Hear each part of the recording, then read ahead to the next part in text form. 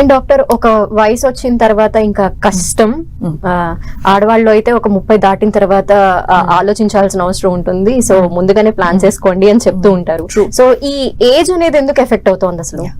So ఇందులో actually చెప్పాలంటే this is the most important part of any fertility treatment, because age అనేది ఒక irreversible thing. And ఈ age effect ఆడవారిలో చాలా ఎక్కువగా చూస్తాం as compared to males, because that is the way nature works. So egg reserve అనేది usually మగవారిలో sperms every month produce అవుతూ ఉంటాయి కొత్తవి, కాకపోతే ఆడవారిలో వాళ్ళ లైఫ్ టైం కి కావాల్సిన ఎగ్స్ అన్ని బై బర్త్ పుట్టుకతో వస్తాయి.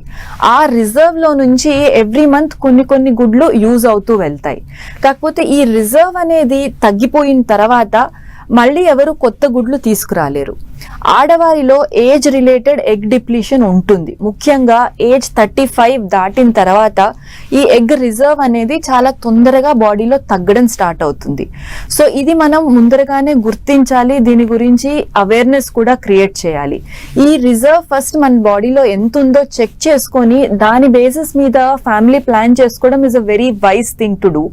ఎగ్ రిజర్వ్ తక్కువ ఉంది అనుకున్నప్పుడు తొందరగా ప్రెగ్నెన్సీ ప్లాన్ చేసుకోవడం, లేదా అట్లీస్ట్ ఎగ్ ఫ్రీజింగ్ లాంటి ఫెసిలిటీస్ యూజ్ చేసుకోవడం చేయాలి.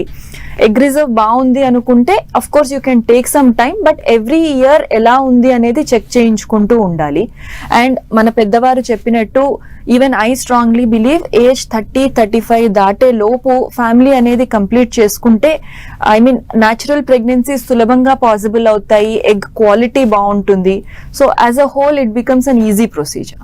ఓకే, ట్యూబల్ సమస్యలు అని కూడా వింటూ ఉంటాము. సో ఫెలోపియన్ ట్యూబ్ లో బ్లాక్స్ కావచ్చు, లేదంటే అసలు ట్యూబ్ రిలేటెడ్ ప్రాబ్లం ఏంటి?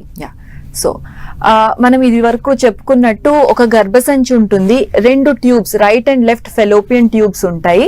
వాటికి కనెక్ట్ అవుతూ 2 ovaries, right ovary left ovary ఉంటుంది.